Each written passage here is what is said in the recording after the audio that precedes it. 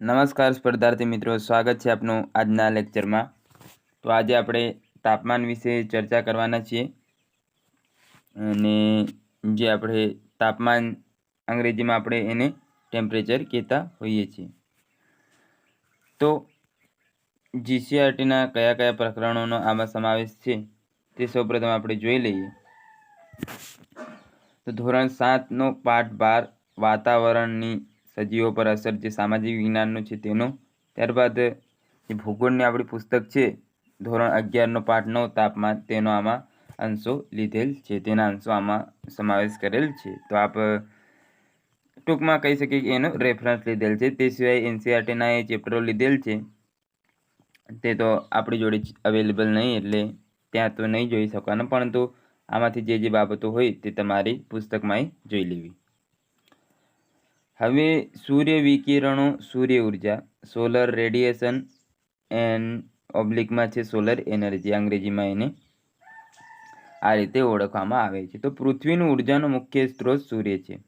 આપણને ખ્યાલ છે તેમ સજીવમાં આપણે જોઈએ તો વનસ્પતિ પ્રકાશ સંશ્લેષણની પ્રક્રિયા દ્વારા પોતાનો ખોરાક બનાવીને ત્યારબાદ તેના પર બીજા બધા ઉત્પાદકો આધારિત રહેતા હોય છે, ને ત્યારબાદ આપણે તેમાંથી જ કોઈક ને કોઈકનો આહાર તરીકે ઉપયોગ કરતા હોઈએ છીએ। તો જો આ ઉર્જા ન મળે તો કહેવાય કે સજીવ વિકાસ પામી શકતો નથી। તો પૃથ્વીની જે ઉર્જાનો મુખ્ય સ્ત્રોત છે તે સૂર્ય છે। પૃથ્વી દ્વારા પ્રાપ્ત કરેલ ઉર્જા અવકાશમાં પરાવર્તિત થાય છે। સૂર્યમાંથી આવતા કિરણો પૃથ્વીને ગરમી એટલે કે ઉષ્મા શક્તિ તથા પ્રકાશ આપે તે કિરણોને સૌર વિકિરણો અથવા સૂર્ય ઉર્જા કહેવામાં આવે છે। સૂર્યમાંથી જે પણ કિરણો આવે ને કહેવાય કે પૃથ્વીને જે ઉર્જા આપે તે કિરણોને આપણે સૂર્ય ઉર્જા અથવા સૌર વિકિરણો કહેતા હોઈએ છીએ। ત્યારબાદ આગળ જોઈએ તો છે આપણે હવે સૂર્યઘાત, ઇન્સોલેશન અંગ્રેજીમાં કહેવાય। સૂર્યમાંથી આવતા સૌર વિકિરણોના લીધે પૃથ્વીની સપાટી અને વાતાવરણને મળતી ગરમી કે ઉષ્મા શક્તિને સૂર્યઘાત કહેવામાં આવે છે। સૂર્યમાંથી જે પણ પ્રકાશ કહેવાય કે ઉષ્મા શક્તિ આપણને મળે તે ઘાત થાય એટલે પ્રહાર થાય, તેને શું કહેવામાં આવે છે? સૂર્યઘાત। અંગ્રેજી ભાષામાં આપણે જોઈએ તો એને ઇન્સોલેશન કહેવામાં આવતું હોય છે। સૂર્યઘાતને પાયરેનોમીટર નામના સાધન દ્વારા માપવામાં આવે છે। તો આ એ મહત્વનું છે, સૂર્યઘાતને કયા સાધન દ્વારા માપવામાં આવે છે? તો પાયરેનોમીટર। સૂર્યઘાતને કેલેરી એકમમાં દર્શાવવામાં આવે છે। હાલમાં પૃથ્વી પર 1.94 કેલેરી પ્રતિ મિનિટ પ્રતિ ચોરસ સેન્ટીમીટર જેટલો સૂર્યઘાત મળે છે। તો આ એક મહત્વનો મુદ્દો છે, જોઈ લેવું। સૂર્યઘાતની કેલેરી એકમમાં દર્શાવવામાં આવે છે ને કેટલી કેલેરી હાલ મળે છે? 1.94 કેલેરી પ્રતિ મિનિટ પ્રતિ ચોરસ સેન્ટીમીટર જેટલો આપણને સૂર્યઘાત હાલ મળે છે। તાપમાનને માપવા માટે ડિગ્રી સેલ્સિયસ માનક એકમનો ઉપયોગ થાય છે। આ એકમની શોધ એન્ડર્સ સેલ્સિયસ દ્વારા કરવામાં આવી હતી। તો આ યાદ રાખવું, તાપમાનને માપવા માટે કોનો ઉપયોગ થાય છે? તો ડિગ્રી સેલ્સિયસ માનક એકમનો ઉપયોગ થાય છે, અને શોધ કરનાર વૈજ્ઞાનિક કોણ હતા? તો એન્ડર્સ સેલ્સિયસ। તેમના પરથી આ એકમનું નામ સેલ્સિયસ એવું રાખવામાં આપેલ છે। ઉષ્ણતા નયન, કન્વેક્શન અંગ્રેજીમાં કહેવાય, ઉષ્ણતા વહન કન્ડક્શન અંગ્રેજીમાં કહેવાય, અને ઉષ્ણતા વિકિરણ રેડિયેશન જે અંગ્રેજીમાં કહેવાય, જેવી પ્રક્રિયાઓ દ્વારા સૌર ઉર્જા વાતાવરણમાં પ્રવેશે છે। તેના દ્વારા પૃથ્વીનું વાતાવરણ તેમજ જળરાશિ ગરમ થતી જોવા મળે છે। ત્યારબાદ આગળ જોઈએ કે પૃથ્વીની સપાટી પર સૂર્યઘાતની ભિન્નતા તો શું છે તે વિગતવાર જોઈએ। તો સૂર્યઘાતની તીવ્રતાની માત્રામાં દરરોજ, દરેક ઋતુએ અને દર વર્ષે પરિવર્તન થતું રહે છે। તો કેવી રીતે આપણે જોઈએ છીએ કે સામાન્ય રીતે દરરોજ તો સવારના પૂરમાં આપણને સૂર્યઘાત ઓછું મળે છે, બપોરે કેવું હોય? વધારે હોય, ને સાંજે ઓછું હોય। ઋતુઓ પ્રમાણે જોઈએ તો શિયાળાની ઋતુ હોય તો તે દરમિયાન આપણો દિવસ ટૂંકો હોય છે, તો સૂર્યઘાત કેવો મળે? ઓછો। ઉનાળામાં વધારે મળે, ચોમાસામાં મીડિયમ મળે, કારણ કે વરસાદ આવી જાય ને વાદળો છવાઈ જાય તો તે દરમિયાન આપણને સૂર્યઘાત મળતો હોતો નથી। તો કહી શકાય આપણે કે દરરોજ ઋતુઓ અને દર વર્ષે પરિવર્તન થતું રહે છે. આ વર્ષની સરખામણીમાં ગયા વર્ષે અથવા આવતા વર્ષે જે પણ સૂર્યઘાત રહેશે તે ઓછા વધતા થતું રહે છે. હવે સૂર્યઘાતમાં ભિન્નતાના વિવિધ કારણો તે આપણે જોઈએ. તો એમાં એક છે પૃથ્વીનું પોતાની ધરી પર ફરવું. આ વિગતવાર આપણે બધું જોઈશું. એ પણ એક કારણ છે. સૂર્યના કિરણોનો આપાતકોણ, દિવસની અવધિ, સમયગાળો જે આપણે જોયો તે, વાયુમંડળની પારદર્શિતા, સ્થળ રચના, સૂર્યઘાતનું પૃથ્વી સપાટી પર સ્થાનિક વિતરણ. તો આ બધા જે કારણો એના માટે જવાબદાર છે સૂર્યઘાતના ભિન્નતા માટે. હવે સૌપ્રથમ જોઈએ પૃથ્વીનું પોતાની ધરી પર ફરવું. તો પૃથ્વીની ધરી ભ્રમણ કક્ષા તેની પરિક્રમણ કક્ષાના સમતલ સાથે 66.5 ડિગ્રીનો કોણ બનાવે છે. આપણે જોયું કે આમ અહીંયા આપણે પૃથ્વી 66.5 ડિગ્રીનો ખૂણો બનાવતી આપણને જોવા મળે છે, જે આગળ આપણે જોઈ ગયા છીએ અક્ષાંશ અને રેખાંશ ચેપ્ટરમાં વિગતવાર. જેના કારણે જુદા જુદા અક્ષાંશો પર પ્રાપ્ત થતી સૂર્યઘાતની માત્રા ભિન્નતા જોવા મળે છે. હવે કેવું હોય કે પૃથ્વી આપણી છે તે આમ આવી રીતે આમ નમેલી છે, તો સૂર્ય આ તરફથી ઉર્જા આપે. તો અહીંયા ને અહીંયા આ ભાગ પર કેવું રહે કે સૂર્યઘાત આપણને ઓછો મળતો જોવા મળે, જ્યારે આ ભાગ છે તે ત્યાં સૂર્યઘાત વધારે જોવા મળે છે. હવે અહીંયા આપણે જોઈએ છીએ તો સૂર્યઘાત ઓછો મળે છે, તો એના કારણે શું થતું હોય છે, ધ્રુવો છે, દક્ષિણ ધ્રુવ, આ ઉત્તર ધ્રુવ ને આ દક્ષિણ ધ્રુવ. તો આ ધ્રુવો પર આપણે જોઈએ છીએ તો સામાન્ય રીતે બરફ છવાયેલું જોવા મળતું હોય છે. ત્યારબાદ આગળ વધીએ. પૃથ્વીના ધરીભ્રમણ દરમિયાન પૃથ્વીનો જે ભાગ સૂર્યની સામે આવશે તે સ્થળે મહત્તમ સૂર્યઘાત પ્રાપ્ત થશે. એટલે ટૂંકમાં આમાં એવું સમજાવવા માંગે છે કે આપણે જે પૃથ્વીનું ઘૂર્ણન થતું હોય છે તે દરમિયાન જે ભાગ, એટલે ધારો કે આપણો દેશ અત્યારે સામે છે દિવસ દરમિયાન, તો ત્યાં વધારે સૂર્યઘાત મળશે, અને એનાથી વિરુદ્ધ જે દેશ છે તે ત્યાં સૂર્યઘાત તે સમયે જોવા મળતું નથી. તો જે ભાગ સૂર્યની સામે આવશે તે સૂર્યઘાત વધારે મળે છે, તેનાથી વિરુદ્ધ દિશામાં સૂર્યઘાત પ્રાપ્ત થશે નહીં.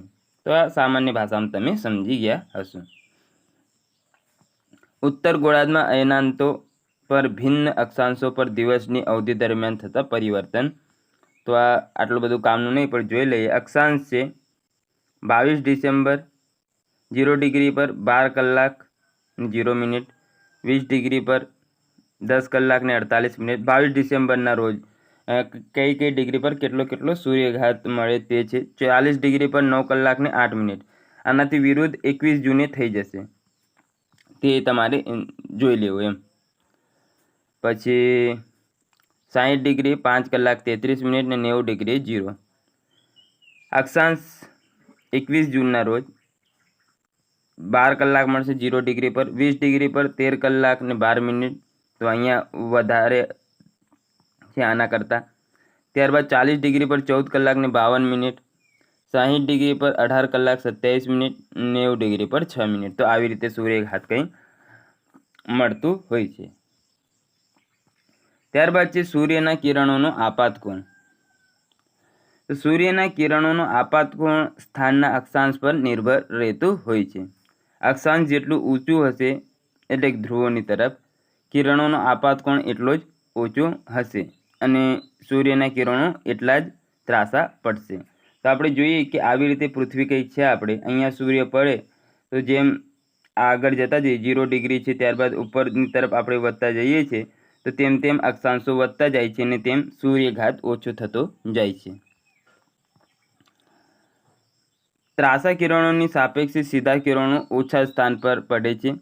કિરણોનો અધિક ક્ષેત્રમાં પડવાના કારણે ઉર્જાનું વિતરણ મોટા પ્રમાણમાં થાય છે તથા પ્રતિ એકમ ક્ષેત્રને ઓછી ઉર્જા પ્રાપ્ત થતી હોય છે.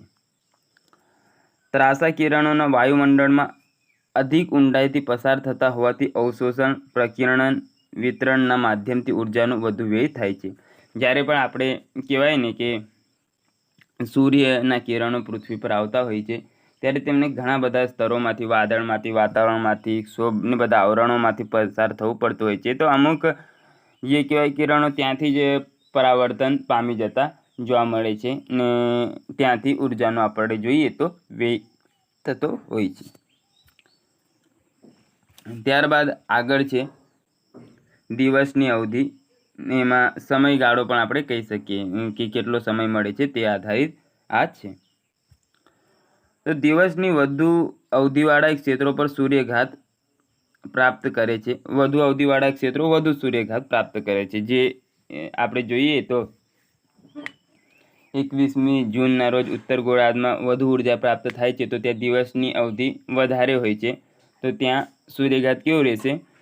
વધારે પ્રાપ્ત થતો. જ્યારે દક્ષિણ ગોળાર્ધમાં એ સમય દરમિયાન ઓછો સૂર્યઘાત પ્રાપ્ત થતો હોય છે. તો એવી રીતે સૂર્ય જે દિવસની અવધિ છે એ પણ મહત્તમ અસર કરતી હોય છે. ઉષ્ણકટિબંધીય ક્ષેત્રોમાં સૂર્યઘાતની માત્રા ધ્રુવો પરના ક્ષેત્રો કરતાં વધુ હોય છે. વિષુવવૃત્તીય ધ્રુવો તરફ જતાં સૂર્યઘાતની માત્રા ઘટતી જાય છે. તો આવી રીતે કંઈ આપણી પૃથ્વી છે, અહીંયા સૂર્ય છે, અહીંયા ધ્રુવો છે, તો આપણે આમથી આમ જઈએ તો સૂર્યઘાતની માત્રા શું હોય છે? ઘટતી જતી જોવા મળે છે. ત્યારબાદ છે આગળ તો એમાં વાયુમંડળની પારદર્શિતા. સૌર વિકિરણનું વાયુમંડળમાંથી પસાર થવું. તો પૃથ્વીની સપાટી પર પહોંચતા પહેલાં સૂર્યકિરણો વાયુમંડળમાંથી પસાર થાય છે. આપણને ખ્યાલ છે કે આપણાથી ઉપર શોભાવરણ, સમતાપાવરણ, મધ્યાવરણ ને બાહ્ય આવરણ ને એવા આવરણો આવેલા છે. તો સૂર્યના કિરણો પૃથ્વી પર આવે તો એવું કંઈ ડાયરેક્ટ તો આવી જતા છે નહીં. તેમને આ બધા આવરણોમાંથી પસાર થવું પડતું હોય છે. આ વાયુમંડળ લઘુ તરંગ લંબાઈવાળા સૌર વિકિરણ માટે વધુ પારદર્શી હોય છે.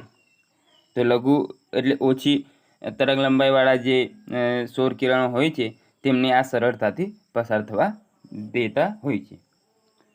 સૌરમંડળમાં ઉપસ્થિત જળ બાષ્પ એટલે વરાળ કહીએ છીએ, ઓઝોન તથા અન્ય કિરણો ઇન્ફ્રારેડ વિકિરણોને શોષિત કરે છે.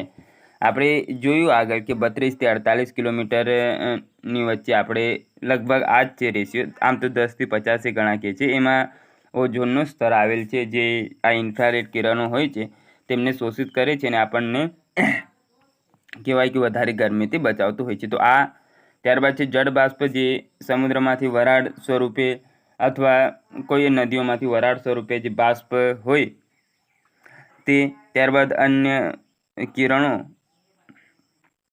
હોય તે એટલે અન્ય ઇન્ફ્રારેડ કિરણોને આ બધું ત્યાં પણ શોષણ થતું હોય છે વાયુમંડળમાં. સૌરમંડળમાં ઉપસ્થિત નિલંબિત કણો દ્રશ્ય પ્રકાશપુંજને અવકાશમાં તથા પૃથ્વીની સપાટી તરફ ફેલાવી દે છે. આ પ્રકિરણ પ્રક્રિયાને કારણે જ સૂર્યોદય અને સૂર્યાસ્ત સમયે સૂર્ય લાલ અને આકાશ ભૂરા રંગનું દેખાય છે. તો આ બધી પ્રક્રિયાઓ પ્રકિરણની પ્રક્રિયાઓને કારણે આપણને સામાન્ય રીતે સૂર્યાસ્ત સમયે થોડુંક લાલ દેખાય અને આકાશ તે સમયે ભૂરા રંગનો દેખાતો હોય છે. ત્યારબાદ આગળ છે સ્થળ રચના. સૂર્યઘાતનું પૃથ્વી સપાટી પર સ્થાનિક વિતરણ.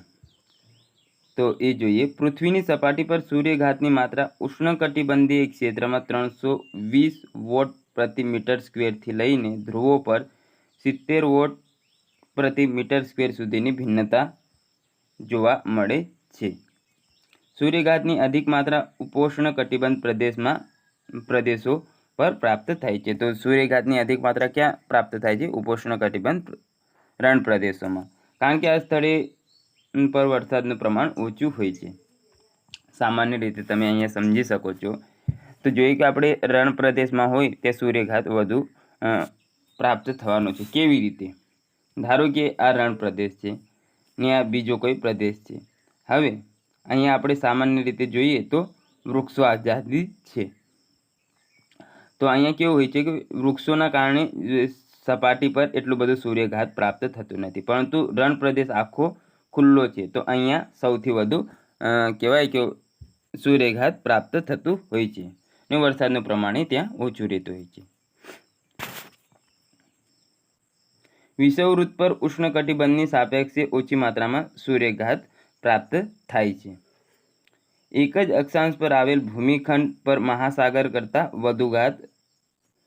વધુ સૂર્યઘાત જોવા મળે છે, એક જ અક્ષાંશ પર આવેલ. હવે આ શું કહેવા માંગે છે આપણને એટલું ખ્યાલ નહીં. મધ્ય અને ઉચ્ચ અક્ષાંશ ઉપર શિયાળાની સાપેક્ષે ઉનાળામાં વધુ સૂર્યઘાત પ્રાપ્ત થાય છે. તો આ બધો અક્ષાંશ ને રેખાંશ જે ચેપ્ટર છે ત્યાં તમારે જોવું પડે કે કયા અક્ષાંશ કયો છે અને એના આધારિત સૂર્યઘાતનું અહીંયા વર્ણન કરેલ છે. ત્યારબાદ આગળ છે કે સૂર્યઘાતના વિતરણ પર અસર કરતા પરિબળો, factors affecting distribution of insolation. તો પૃથ્વીની પ્રાકૃતિક રચના, પૃથ્વી પર આવેલ ભૂમિખંડો અને મહાસાગરોની અસમાન વહેંચણી તથા વિષુવવૃત્તીય ધ્રુવ પ્રદેશ તરફ જતા સૂર્યઘાતના વિતરણમાં વિવિધતા જોવા મળે છે. તેથી પૃથ્વીની સપાટીના દરેક સ્થળે સૂર્યઘાતનું વિતરણ એક સમાન જોવા મળતું નથી. આપણે જોઈએ કે પૃથ્વીની રચના સામાન્ય રીતે આપણે જોઈએ તો આખી ગોળ એ નહીં, એ જીઓડ છે એવું કહેવાય ખરેખર, કારણ કે પૃથ્વી આવી રીતે આમ આખી કંઈ ગોળ નથી. એમાં કેવું છે કે કોઈ જગ્યાએ ખાડો છે, કોઈ જગ્યાએ ટેકરો છે, કોઈ જગ્યાએ પર્વત છે, એવી રીતે આપણે આમ છે. તો આને જીઓગ્રાફિકલી ભાષામાં કેવી રચના કહેવાય? તો જીઓડ રચના કહેવામાં આવતું હોય છે. તો પૃથ્વી સંપૂર્ણ ગોળ નથી. હવે કેવું હોય કે થોડીક ત્રાસી આપણી પૃથ્વી નમેલી છે, એટલે વિષુવવૃત્ત પર વધુ સૂર્યઘાત ને ત્યાંથી ધ્રુવો તરફ આપણે જતા જઈએ તો તેમ તેમ સૂર્યઘાતનું વિતરણ ઓછું ઓછું થતું જતું જોવા મળે છે. તો અહીંયા લખેલ છે કે પૃથ્વીની પ્રાકૃતિક રચના, પૃથ્વી પર આવેલ ભૂમિખંડો અને મહાસાગરોની અસમાન વહેંચણી. આપણે જોઈએ છીએ કે લગભગ ઉત્તર ગોળાર્ધમાં 80% જેટલી જમીન છે ને 20% પાણી, અને દક્ષિણ ગોળાર્ધમાં 10% જેટલી જમીન છે ને 90% જેટલું પાણી છે. તો આવી રીતે અસમાન વહેંચણી છે. વિષુવવૃત્તીય ધ્રુવ પ્રદેશ તરફ જતા સૂર્યઘાતના વિતરણમાં વિવિધતા જોવા મળે છે. આપણે આગળ જોયું તેમ કે વિષુવવૃત્તીય ધ્રુવ તરફ જઈએ તેમ સૂર્યઘાત ઓછું મળતું જાય છે. તેથી પૃથ્વીના સપાટીના દરેક સ્થળે સૂર્યઘાતનું વિતરણ એક સમાન જોવા મળતું નથી. આ બધું કારણો એની માટે જવાબદાર હોય છે. સૂર્યઘાત એક સમાન ન મળવા પાછળના આ કારણો મૂળભૂત સાબિત થતા હોય છે. તો હવે છે સૂર્યઘાતના વિતરણ પર નીચે મુજબના પરિબળો અસર જોવા મળે છે. સૂર્યના કિરણોની કોણીય લંબાઈ, દિવસની લંબાઈ, વાતાવરણની ઘનતા અને ઊંચાઈ, જમીન અને પાણીનું વિતરણ, સૂર્ય કલંકોનું પ્રમાણ. તો આ બધું વિગતવાર આપણે જોવાના છીએ. હવે તો એમાં સૌપ્રથમ જોઈએ કે સૂર્યના કિરણોની કોણીય લંબાઈ, angular length of solar radiation. તો પૃથ્વીનો આકાર નારંગી જેવો ગોળ હોવાને લીધે સૂર્યમાંથી આવતા કિરણોની કોણીય લંબાઈ પૃથ્વીના દરેક સ્થળે એક સમાન જોવા મળતી નથી. તો હવે તો બહુ વાર આપણે જોઈ ગયા એટલે કંઈ સમજાવવાની જરૂર નથી. જેમ કે વિષુવવૃત્ત પર સૂર્યના કિરણો લંબ એટલે કેવા કે સીધા પડતા હોય છે. વિષુવવૃત્તીય ધ્રુવ તરફ જતા સૂર્યના કિરણો ત્રાંસા પડતા હોવાથી સૂર્યઘાત ક્રમશઃ ઓછો થતો જોવા મળે છે, જે મેં તમને આગળ સમજાવ્યું. હવે આગળ જોઈએ. તે જ રીતે પર્વતીય પ્રદેશમાં પર્વતની એક બાજુ ઢોળાવ પર સૂર્યના કિરણો લંબરૂપે પડે છે, જ્યારે તેના વિરુદ્ધ ઢોળાવ પર છાયો પર રહે છે. આ રીતે પર્વતીય પ્રદેશમાં ઢોળાવ સૂર્યઘાતના વિતરણ પર અસર કરે છે. હવે આ કેવી રીતે હોય છે કે ધારો કે આ પર્વત છે આપણે, ઓકે, તો અહીં સૂર્ય છે. તો ચાલો આ તરફ રાખીએ, ગમે તે ચાલો. તો અહીંયાથી હવે આ ઉર્જા આવી, સવારનો પોળ છે, તો બપોરના 2 વાગ્યા સુધી અથવા બપોરના 1 વાગ્યા સુધી મહત્તમ સૂર્યઘાત આ તરફ આપણને પડતો જોવા મળે છે.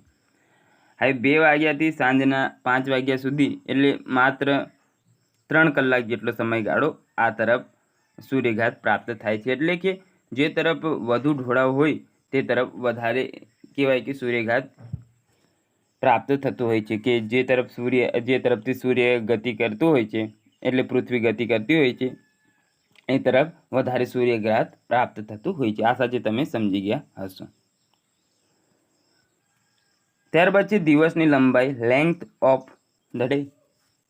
દિવસ દરમિયાન બપોરના સમયે સૂર્યઘાતનું પ્રમાણ વધુ હોય છે, જ્યારે સવાર સાંજના સમયે સૂર્યઘાતના કિરણો ત્રાસા પડતા હોવાથી સૂર્યઘાતનું પ્રમાણ ઓછું જોવા મળે છે. તો આ સામાન્ય ભાષામાં કહીએ તો બપોરે આપણે જોઈએ તો વધારે તડકો મળે છે, જ્યારે સવાર ને સાંજે ઓછો તડકો મળતો જોવા મળે છે, જેને સૂર્યઘાત કહેવાય. આપણે સાદી ભાષામાં તડકો કહેતા હોઈએ છીએ. ઉનાળા દરમિયાન દિવસની લંબાઈ વધુ હોવાથી સૂર્યપ્રકાશ વધુ મળવાથી સૂર્યઘાત વધારે મળે છે, જ્યારે શિયાળામાં દિવસની લંબાઈ ટૂંકી હોવાથી સૂર્યઘાત ઓછો જોવા મળે છે. ત્યારબાદ અહીંયા તમે આકૃતિ જોઈ શકો છો. તો આ ધ્રુવો પર આ ધ્રુવો તરફ જતા ત્રાસા કિરણો પડે છે અને અહીંયા સીધા કિરણો પડે છે. તો આ ભાગ પર કેવું રે સૂર્યઘાત વધારે મળે છે. ત્યારબાદ છે વાતાવરણની ઘનતા અને ઊંચાઈ, density and height of the atmosphere. તો વાતાવરણમાં શોષાતી ગરમી એટલે ઉર્જાનું પ્રમાણ, તેમાંથી પસાર થતા સૂર્યના કિરણોના સમયગાળા અને વાતાવરણની ઘનતા પર આધાર રાખે છે. જે છે ઊંચાઈ અને ઘનતા, એના પર સૂર્યના કિરણોનું જે ઘાત હોય છે તે આધાર રાખે છે.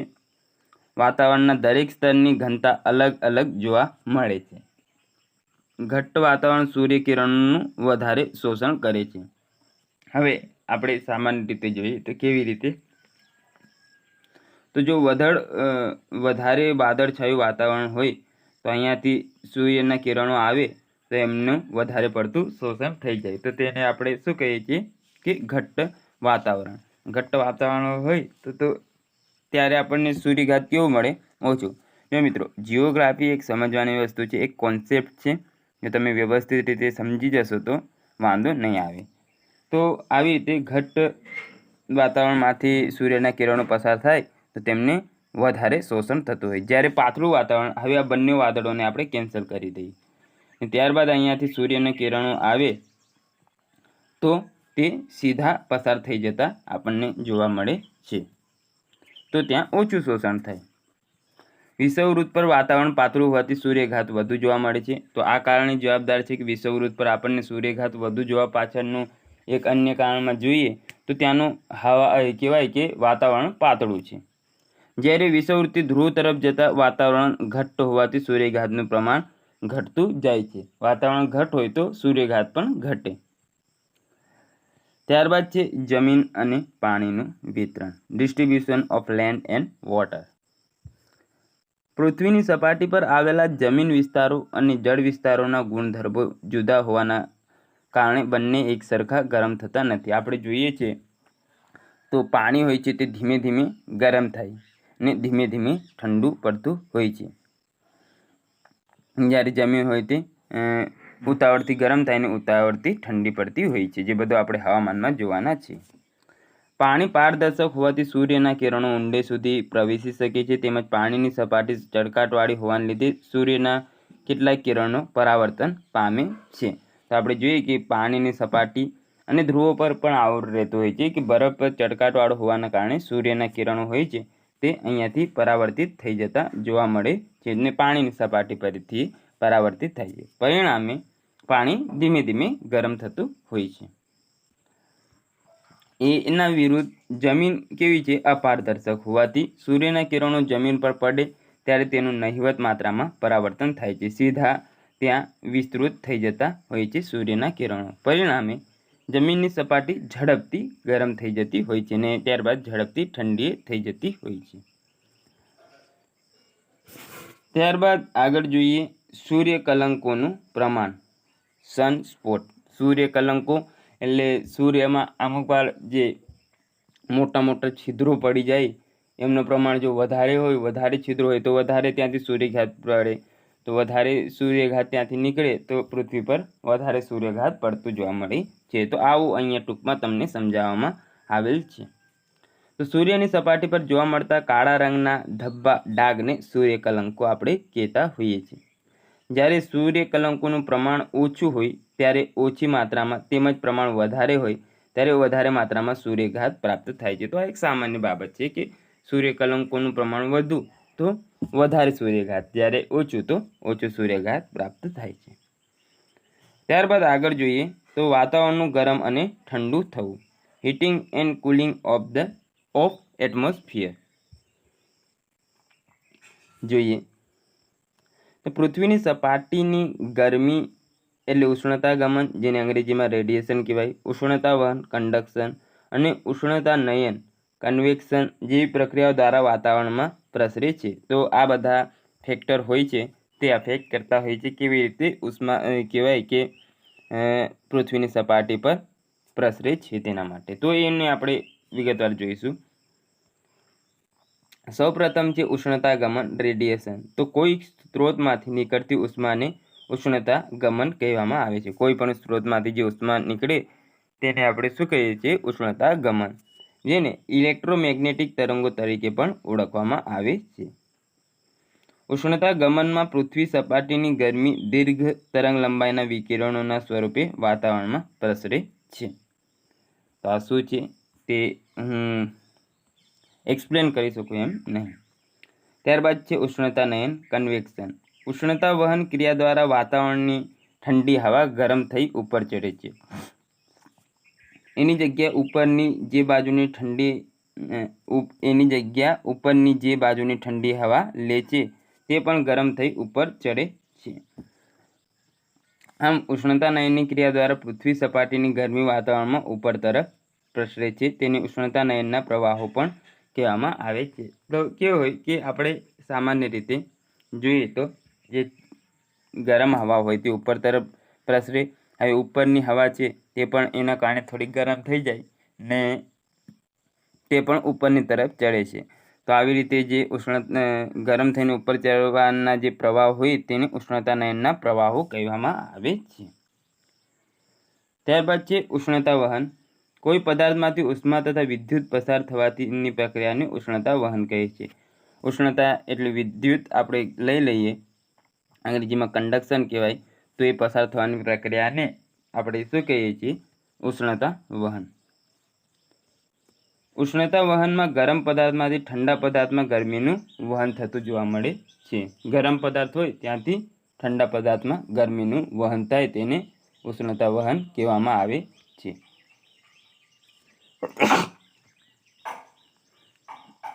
બંને પદાર્થો સરખા ગરમ ન થાય ત્યાં સુધી ગરમીનું વહન થતું રહે છે. તે જ રીતે પૃથ્વીના સપાટીના સંપર્કમાં આવેલ ઠંડી હવા ઉષ્ણતાવહનની ક્રિયા દ્વારા પૃથ્વીની સપાટીની ગરમી મેળવે છે. કેવી રીતે થાય તે સમજાવું. તો ધારો કે એક ખાડો છે, આ છે ખાડો, ત્યારબાદ બીજો ખાડો છે, અહીંયા આપણે નળી લગાવી દીધી, આ ફૂલ ભરેલો છે ને આ ખાલી છે. તો હવે આમના બૂચ આપણે ખોલી દઈશું તો અહીંથી આ તરફ પાણી જશે. હવે આ બંને અડધા અડધા ભરાઈ જશે. ઓકે. તો આવી જ રીતે આપણે જોઈએ તો ઉષ્ણતાનું વહન થાય છે. આ ગરમી છે ને આ ઠંડુ છે. તો ગરમી ત્યાં સુધી પ્રસરશે જ્યાં સુધી આને એના જેટલું ગરમ ન કરી દે. તો આવી રીતે પૃથ્વીની સપાટી ગરમ થતી હોય છે ઉષ્ણતાવહનના કારણે, જે મેં તમને આકૃતિ દ્વારા સમજાવી દીધી. ત્યારબાદ આગળ છે સંવહન એડવેક્શન. વાયુના ક્ષિતિજ એટલે આડા પરિવહનથી થતા તાપના સ્થળાંતરને સંવહન એટલે એડવેક્શન કહે છે. લંબવત સંચલન કરતાં ક્ષિતિજ આડા સંચલન વધુ મહત્વપૂર્ણ હોય છે. મધ્ય અક્ષાંશોમાં દૈનિક મોસમની ભિન્નતાઓ માત્ર સંવહનના કારણે થાય છે. ઉષ્ણકટિબંધીય પ્રદેશોમાં વિશેષ રૂપથી ઉત્તર ભાગમાં ગરમ ઋતુ દરમિયાન સ્થાનીય પવન લૂ સંવહનનું ઉદાહરણ છે. તો જે પણ ઉષ્ણકટિબંધીય પ્રદેશોમાંથી જે ગરમ પ્રવાહો વહે છે તેને આપણે લૂ સંવહન તરીકે ઓળખીએ છીએ. ત્યારબાદ આગળ જોઈએ, વાતાવરણને ગરમ કરવામાં વરાળ મહત્વનો ભાગ ભજવે છે. પૃથ્વી સપાટી પરથી બાષ્પીભવન દ્વારા ઉત્પન્ન થયેલ વરાળ ભેજમાં ગુપ્ત ઉષ્મા સમાયેલી છે. આ વરાળનું ઘનીભવન થતાં તેની રહેલી ગુપ્ત ઉષ્મા છૂટી પડતા વાતાવરણ ગરમ થતું જોવા મળે છે.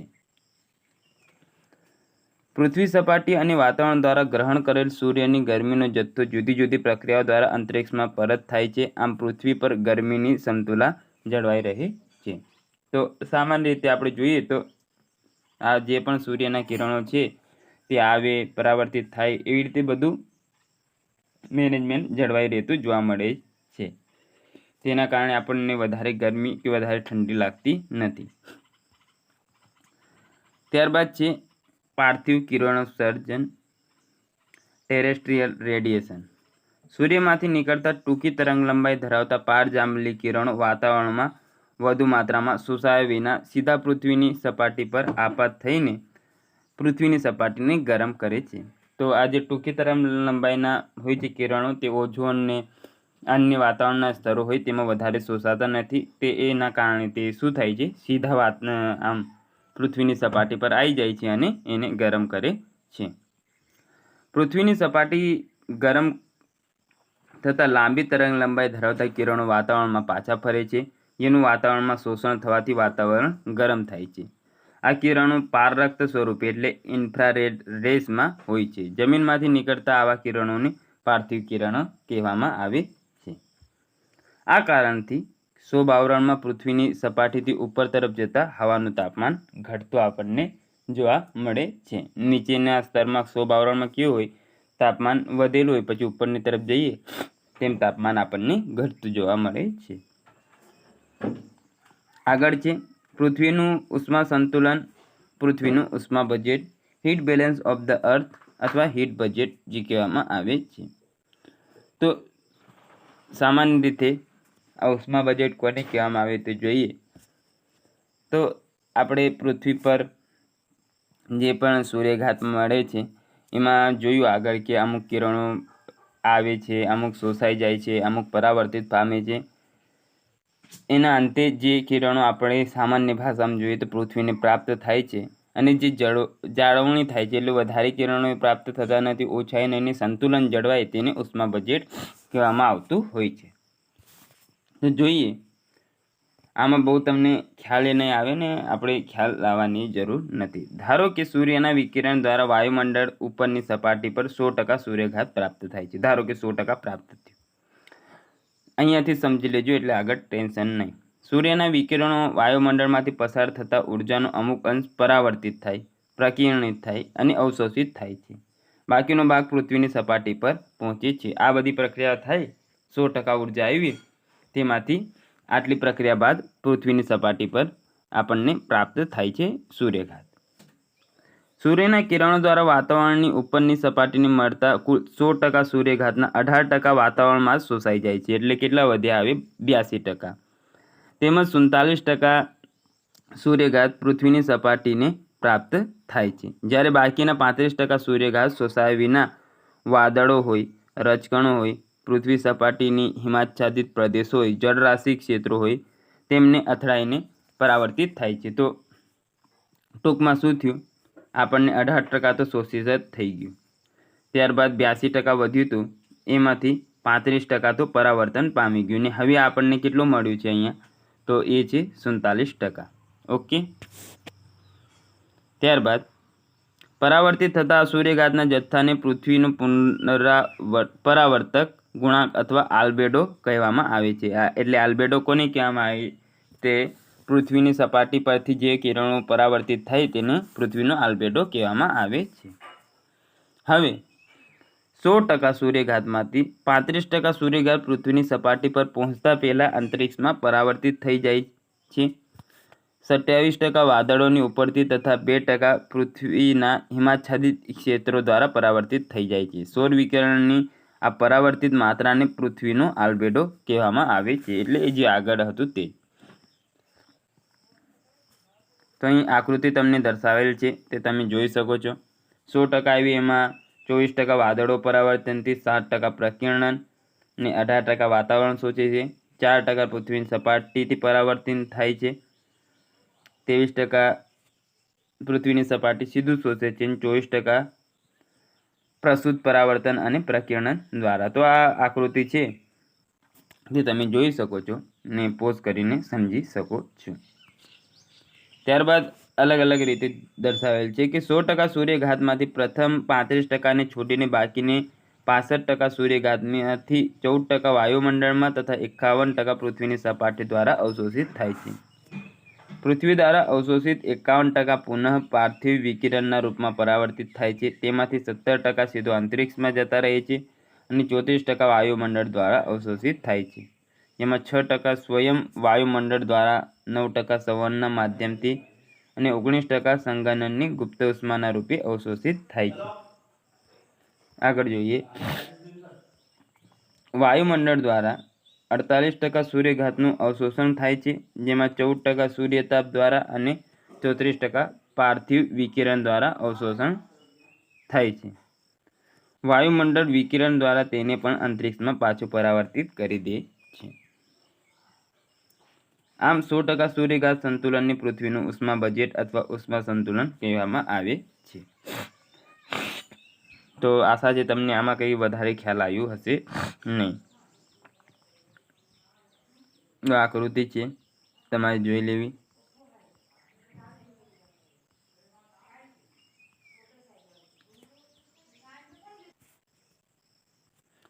ત્યારબાદ નોંધ લેવા દેવી બાબત જોઈએ કે હિમાચ્છાદિત સપાટીનો આલ્બેડો સૌથી વધારે હોય છે. આપણે જોઈએ કે બરફ હોય છે ત્યાંથી સૌથી વધુ કહેવાય કે પ્રકાશ એટલે સૂર્યઘાત પરાવર્તન પામે છે, એટલે તેનો પરાવર્તન ગુણાંક સૌથી વધુ હોય છે. કારણ કે હિમાચ્છાદિત સપાટી સૂર્યઘાતમાં મોટા ભાગના જથ્થો પરાવર્તિત કરી દે છે, જ્યારે જમીનનો આલ્બેડો સૌથી ઓછો હોય છે. કારણ કે આપણે જોયું તો જમીન સૌથી ઓછું પ્રકાશનું પરાવર્તન કરતી હોય છે, કેમ કે તે મોટા ભાગના સૂર્યઘાતનું શોષણ કરી લે છે. સૌર વિકિરણની જે માત્રા પ્રસરણ અને વિખેરણ દ્વારા પૃથ્વીની તરફ મોકલવામાં આવે તેને ડિફ્યુઝ ડે લાઇટ કહે છે. આ જ પ્રકાશની હાજરીના કારણે સૂર્યોદય પહેલાં અને સૂર્યાસ્ત પછી અજવાળું જોવા મળે છે. આપણે જોઈએ તો સૂર્યાસ્ત અને સૂર્યોદય પહેલાં આપણને 2 મિનિટનું ડિફરન્સ જોવા મળતું હોય છે. પૃથ્વી ઉષ્માનો સંગ્રહ કે વ્યય કરતી નથી, તે પોતાના તાપમાનને સ્થિર રાખે છે. આવું ત્યારે સંભવ છે જ્યારે સૂર્ય વિકિરણ દ્વારા સૂર્યઘાતનું રૂપમાં પ્રાપ્ત ઉષ્મા તથા પાર્થિવ વિકિરણ દ્વારા અંતરિક્ષમાં પાછા ફરતા સૂર્યઘાત સમાન હોય. ઉપરોક્ત કારણને લીધે ઉષ્માનું સ્થળાંતર થવા છતાં પૃથ્વી વધુ સમય માટે ગરમ કે ઠંડી થતી નથી. તો આવી રીતે પૃથ્વી હોય છે તે મેન્ટેન કરી રાખતી હોય છે, જેને આપણે ઉષ્મા બજેટ કહેતા હોઈએ છીએ. તો અહીંયા સુધી રાખીએ. નેક્સ્ટ લેક્ચરમાં ચેપ્ટર પૂરું કરી દઈશું. મળીએ નવા લેક્ચરમાં. ત્યાં સુધી જોડાયેલા રહો.